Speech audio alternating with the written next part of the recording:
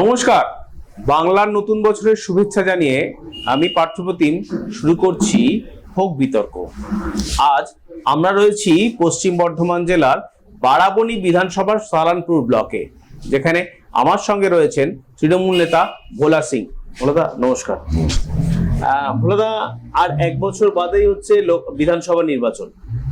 এই নির্বাচনের আগে সংগঠনের এই মুহূর্তে অবস্থাটা কিরকম? আমি আমার তরফ থেকে বিশ্বাস করি এটা যে আমাদের এখানে সংগঠন আমাদেরই আছে, আর কোনো দলের সংগঠন নেই এখানে। আমি বিশ্বাস করি এটা, আমার যদি বিশ্বাস, এখানে আরো কোনো সংগঠন নেই। সংগঠন ওই 2 মাসের জন্য আসে, কোনো সংগঠন এখানে 2 মাসের জন্য আছে। আমরা যে গ্রাউন্ড লেভেলটা সংগঠন করি ওইটা মানে আমরা কন্টিনিউ আমাদের বিধান উপাধ্যায় কন্টিনিউ এলাকাতে থাকে, মানুষের কাছে আছে, মানুষের পাশে আছে। সাধারণ মানুষ মানে তার আপনার বক্তব্য অনুযায়ী সাধারণ মানুষ সারা বছরই বিধান উপাধ্যায়কে পাশে পায়। একদম 100%।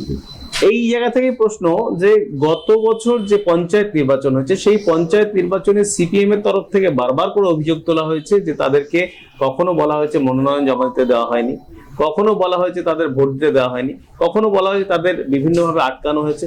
এই অভিযোগটা কতটা সত্যি? বিপক্ষী পার্টি যতটা আছে সবাই ওটাই ভাবে আমরা জিতবো না, সংগঠন ওদের কাছে নেই, জিরো সংগঠন আছে। ওরা ওই অভিযোগটা তো লাগাবেই, যে সত্তাধারী পার্টি থাকবে ওকে অভিযোগ লাগাবে কি? মানে এটা আমরা দেখবেন, আমরা পঞ্চায়েত ভোটে গোলাপ ফুল দিয়ে, জল দিয়ে, মিষ্টি দিয়ে ওনাদেরকে নমিনেশন করিয়েছি। তো কি করে বলছেন নমিনেশন করতে দিচ্ছে না? সবাই নমিনেশন করেছে। ওরা কিছু লোক নিজে থেকে সরে গেছে আমাদের কাজ দেখে, দিদির কাজ দেখে, আমাদের বিধান উপাধ্যায়ের কাজ দেখে। তো এটা কি করে আপনি বলতে পারেন কি এটা কোনোদিন সম্ভব নেই। আমাদের এখানে আপাতত এই ঐতিহ্যটা আছে, যে নমিনেশন করুক, ভোটে দাঁড়াক, জিতুক হারুক, আমরা ওটা লড়াইয়ের ময়দানে দেখব। উন্নয়নের ক্ষেত্রে এই যে বিগত যে 4 বছর চলছে, এই সময়টাতে পানীয় জলের যে সমস্যা হচ্ছে এই সালানপুর এলাকায় ছিল, সেটা কতটা সমাধান করা গেছে? দেখুন, মোটামুটি 60% সমাধান হয়ে গেছে। পাইপলাইনের কিছু কাজ চলছে এখন, ওটাও কিছুদিনের মধ্যে সমাধান হয়ে যাবে। কিছুদিন সময় নিয়েছে ওরা। তার সত্ত্বেও পানির জলের জন্য এখন একটু মিটিং হয়েছে, ওটার মধ্যে ট্যাঙ্কারের ব্যবস্থা, যেখানে যেখানে জল হয়নি ট্যাঙ্কারের ব্যবস্থা করা হয়েছে। ট্যাঙ্কার মানুষের কাছে পৌঁছাচ্ছে, স্টার্ট হয়ে গেছে অলরেডি।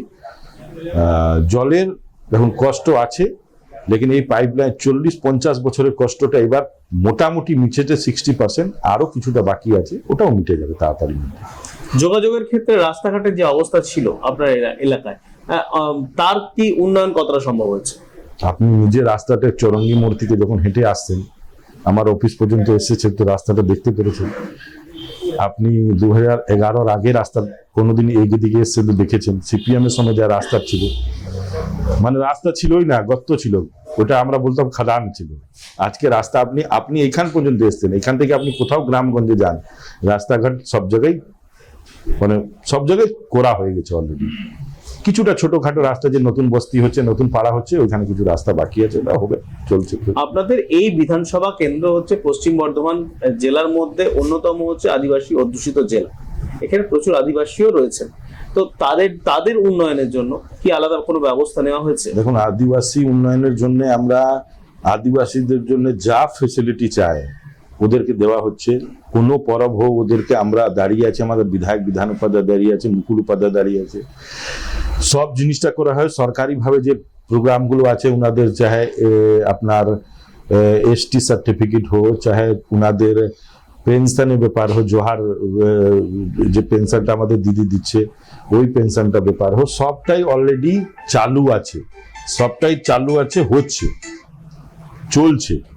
ওনাদের পাড়াগুলোতে আপনি যাবেন, রাস্তাঘাট সবই ডেভেলপ হয়েছে, সাবমার্সাল লাগছে, লাইট লাগছে, সবই মানে ডেভেলপমেন্টের সব কাজ হচ্ছে।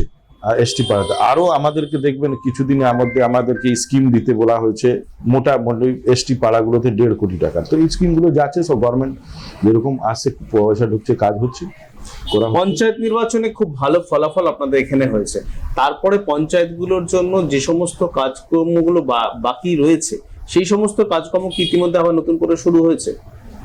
কাজকর্ম তো আমাদের চলতেই থাকছে। যে কাজগুলো পাড়াগুলোতে উঠে আসছে, চাहे কোনো ড্রেন, রাস্তা, সবটাই নর্মালি হচ্ছে। এটা নাকি হচ্ছে না, সব পঞ্চায়েতে কাজ চলছে, হচ্ছে, মানুষ খুশ আছে, মানুষ আমাদের সঙ্গেই আছে, আমরা মানুষের সঙ্গে আছি। কর্মসংস্থান বলতে গেলে হচ্ছে সবচেয়ে বড় জায়গা, যে কর্মসংস্থান, বেকার মানুষদের কর্মসংস্থান দরকার। আপনাদের এখানে প্রচুর বেসরকারি কারখানা রয়েছে, তাতে হচ্ছে এই সমস্ত যুবক যুবতীদের কর্মসংস্থানের ব্যাপারটা হচ্ছে এই কিছু বছরে কতটা এগোনো সম্ভব হয়েছে? বহুত লোক ঢুকেছে এই 2011 পরে, আপনি যে দেখে নিন সব ফ্যাক্টরিগুলোতে বহুত লোক ঢুকেছে। যেরকম আমাদের কাছে এসছে প্রপোজাল, যেই রকম যার ক্রাইটেরিয়া আছে, করেছে, কাজ করছে, এখনো মানুষ কাজ করছে। কাজ দেখুন, বেকারত্ব তো আছে, লেকিন আমার কথাটা কাজও করছে মানুষ, ওর মধ্যেই কাজ করছে। বহুত চেষ্টা করা হচ্ছে আমাদের এই গভর্নমেন্টে কালীন কি বেকারত্ব শেষ হোক, এই চেষ্টাটা চলছে, আমরাও চালাচ্ছি। আমাদের দিদি, আমাদের অভিষেক ব্যানার্জি বিধায়ক, বিধান উপাধ্যায় আমাদের এলাকাতে লেগেই আছে। ছোট ছোট গোষ্ঠী তৈরি করে এলাকার মহিলাদের, গ্রামে যেহেতু গ্রাম কেন্দ্রিক হচ্ছে আপনাদের এই এলাকাটা, স্বাভাবিকভাবে হচ্ছে গোষ্ঠী তৈরি করে মহিলাদের কর্মসংস্থান হচ্ছে, ব্যবস্থা হচ্ছে রাজ্য সরকারের পক্ষ থেকে নেওয়া হচ্ছে, সেটার কাজ কতটা এগোচ্ছে? সব এখানে প্রচুর গোষ্ঠী আছে আমাদের সালানপুর ব্লকে, ওরা সব ক্ষেত্রেই দেখবেন লোন নিয়ে নিজের বহুত কিছু কাজ নির্ভর আছে, ওরা করছে, নিজে থেকে করছে, নিজের সেলাই মেশিন, ওরা বহুত রকম কাজ ওরা ধরেছে, যেটা করছে, শিখছে। এই যে কাপড় যে স্কুলের আছে, ওটাও সেলাই করছে, ওরা দিচ্ছে। তো ওরা স্বনির্ভর আছে, লোন নিয়ে করছে। সরকার আমাদের যেরকম ওদের সহায়তা করার আছে করছে, সরকার ওনাদের কাছে দাঁড়িয়ে আছে, মহিলাদের ক্ষেত্রে তো দাঁড়িয়ে আছে। আপনার এই এলাকায় যেরকম বলছিলাম যে শিল্পও রয়েছে, প্রচুর শিল্প রয়েছে। স্বাভাবিকভাবে শিল্প মানে হচ্ছে দূষণের একটা অংশ, এবং যে দূষণকে নিয়ে ইতিমধ্যে হচ্ছে বিজেপির তরফ থেকে আন্দোলন করা হচ্ছে। বলা হচ্ছে সাধারণ মানুষের প্রচুর সমস্যা হচ্ছে, স্কিনের সমস্যা হচ্ছে, শ্বাসকষ্ট হচ্ছে। এই ব্যাপারগুলোকে কিভাবে দেখছেন? দেখুন, ফ্যাক্টরিগুলোতে কিছুটা তো প্রবলেম আছে, লেকিন ওইগুলো ফ্যাক্টরিগুলো নর্মাল ভাবে, দেখুন দূষণ তো হবেই, ফ্যাক্টরি থেকে দূষণ বেরোচ্ছে, তো প্রবলেমটা তো হবেই আশেপাশে গ্রামে। লেকিন আমার কথাটা, ফ্যাক্টরি না চললেও তো প্রবলেম হবে। আর বিজেপি তো বলে দিচ্ছে কি ফ্যাক্টরিতে দূষণ হচ্ছে, আবার যখন ওই ফ্যাক্টরিটা বন্ধ হবে, বেরোজগারির সংখ্যাটা কোথায় যাবে? ওদেরকে চাকরি কোথায় দেবে? বিজেপি তো দিবে না, বিজেপি তো চাকরিতে ছাঁটাই করছে। আপনি দেখুন সিএলডব্লিউ তো অবস্থা কি হয়েছে। আখের সরকারি সংস্থান বেসরকারি তরফ যাচ্ছে, টোটালটাই আপনার প্রাইভেটাইজেশন দিয়েছে। প্রাইভেটাইজেশন মতন কাজ করবে। এই রূপনারায়ণপুর কেবলস, যেটা এককালের যে সমস্ত কারখানা ছিল এই পশ্চিম বর্ধমান জেলায় বা তৎকালীন বর্ধমান জেলায় অন্যতম একটা কারখানা ছিল, সেটা তো মানে আজকে প্রায় শেষ হয়ে গেছে। ভবিষ্যতে যখনই নির্বাচন আসে, তখন একে কেন্দ্র করে বিভিন্ন রকম ভাবে আন্দোলনের কথা ওঠে, বিভিন্ন ভাবে খোলার কথা বিভিন্ন রাজনৈতিক দল বলে। কোনোদিন কি আদৌ এই কারখানাটায় খোলা সম্ভব? আপনার কি মনে হয়? এটা দেখুন, এটা যে প্রবলেম গুলো আছে, টেকনিক্যাল প্রবলেম গুলো, রাজ্য সরকার জমিটা সেন্ট্রালে আছে, রাজ্য সরকারকে দেওয়ার কথা চলছে, এখনো নাপিপাপি হয়েছে, প্রসেসে আছে, যেটা আমরা শুনেছি ভায়া মিডিয়ার ভায়ার এর মাধ্যমে শুনেছি। লেকিন এখন পর্যন্ত সেন্ট্রাল গভর্নমেন্ট রাজ্য সরকারকে দেয়নি। পরিকল্পনা হতে পারে রাজ্য সরকার নিতে পারে, লেকিন যখন পর্যন্ত জমি পাবে না তখন রাজ্য সরকার কি করে পরিকল্পনা দিবে? তো এটা দেখুন, এটা সেন্ট্রালের হাতে আছে। সেন্ট্রাল এটা কোনোদিন খুলবে না। সেন্ট্রাল কোনো ফ্যাক্টরি, অলরেডি বন্ধ হওয়া ফ্যাক্টরি খুলবে না। আজ পর্যন্ত রেকর্ড আছে ওদের বিজেপি গভর্নমেন্টটাকে, কোনোদিন সেন্ট্রাল যে বন্ধ করে দিয়েছে, সেন্ট্রালই বন্ধ করেছে, সেন্ট্রালের জিনিস ছিল, ও কোনোদিন খুলবে না। এটা সেন্ট্রালের পরিকল্পনা। আমাদেরকে আগে এইটা কনভার্ট হবে, তখন আমরা বলতে পারবো। চিত্তরঞ্জন লোকোমোটিভ কারখানা, এই লোকোমোটিভ কারখানার অবস্থান রয়েছে বর্তমানে, সেখানেও বিভিন্ন রকম ভাবে বিভিন্ন সময় আন্দোলন হয়েছে।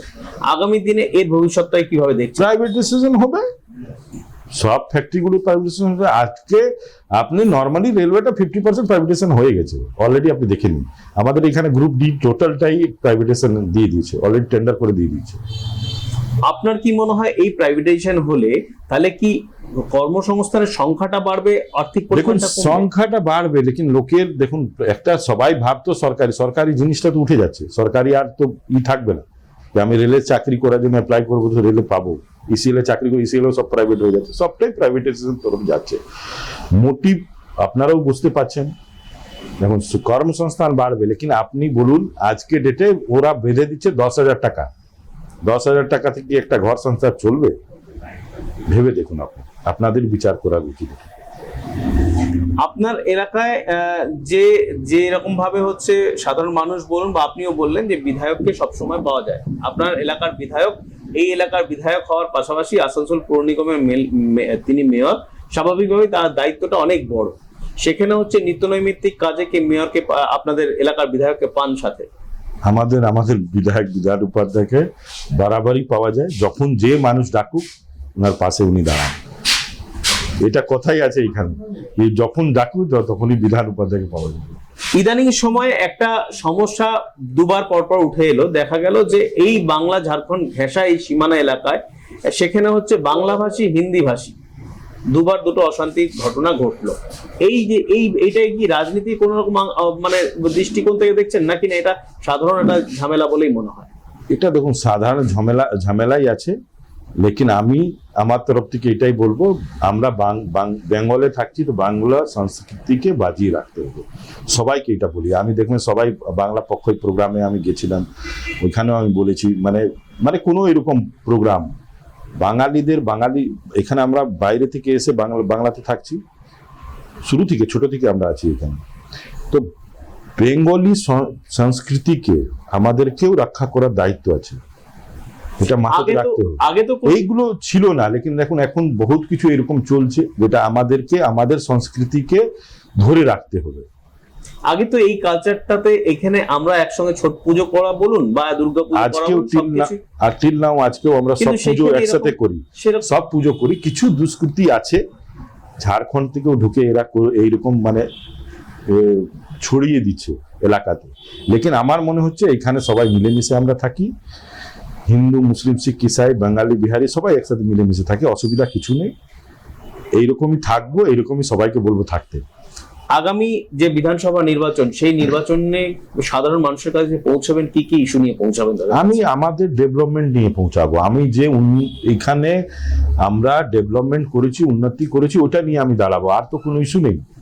অন্য দল কি নিয়ে দাঁড়াবে আমি জানি না, অন্য দলের কাছে কোনো ইস্যু নেই, ধার্মিক ইস্যু আছে, লেকিন আমি আমার ধর্মটাও বুঝি, লেকিন ধর্মটা বুঝেও আমি সবার সঙ্গে সম্প্রীতি বানিয়ে রাখার জন্য বলবো যে সবাই সম্প্রীতি রেখে, বেঙ্গল এরকম জায়গা আছে যেখানে সম্প্রীতি আছে, সম্প্রীতি থাকবে, আগেও থাকবে। আর এখানে আমরা সবাই মিলে আমাদের দিদিকে, অভিষেক ব্যানার্জিকে, বিধান উপাধ্যায়কে ভালো মতে এখানে জিতাবার চেষ্টা করা হবে। বিরোধী হিসেবে প্রধানত কাকে দেখছেন, বিজেপি না সিপিএম? আমি বিরোধীরা কাউকে মানি না, বিরোধীরা নেই, শূন্য। আমরা আগার ভালো করে আমাদের ক্যাডার গুলো হয়ে যায় তো বিরোধী শূন্য, এটা আমি জানি না, তবুও তো বিরোধীরা থাকবে। হতে পারে, বিরোধী থাকবেই, আমি সিপিএমও আছে, কংগ্রেসও আছে, বিজেপিও আছে, প্রায়োরিটি দিলে বিরোধী, না হলে বিরোধী নেই, আমি এটাই মানি। মানুষের কাছে মানুষ আগার আমাদের সঙ্গে আছে তো বিরোধী কে হচ্ছে? মানুষের কাছে আগামী দিনে কিরকম আশীর্বাদ আশা করছেন? মানুষ দেখুন, মানুষকে এটাই বলবো, মানুষের কাছে আমরা আছি, মানুষ আমাদের কাছে আছে, তবুও মানুষকে যেরকম এখন পশ্চিমবাংলায় চলছে, চাই বিজেপি চালাচ্ছে, এটা যেরকম পশ্চিমবাংলার বিজেপি চালাচ্ছে, ইয়া গদি মিডিয়া যেটা চালাচ্ছে, একদম খুলেই বলেছি, গদি মিডিয়া যেটা চালাচ্ছে, আগার এরকম চললো তবে একটু ডিস্টারবেন্স হবে, লেকিন আমরা ভালো ভোটে ভালো সিটে এখানে জিতবো, এটা একদম কনফার্ম আছে। এটা আপনি মানে যেখানে বলবেন আমরা বলার জন্য রাজি আছি, একদম 100%, 200% আমরা জিতবো। পশ্চিমবাংলার দিদির হাতে আছে, সুরক্ষিত আছে। স্বাভাবিকভাবেই তিনি দাবি করলেন তার এলাকার বিধায়ক সারা বছরই সাধারণ মানুষের পাশে থাকে, তাই আগামী বিধানসভা নির্বাচনে তাদের কাছে জিতটা কোনো ব্যাপার নয়। আগামী দিনে জয়ের হাসি তারাই হাসবেন, সময় হয়তো এই প্রসঙ্গের উত্তর দেবে। আজ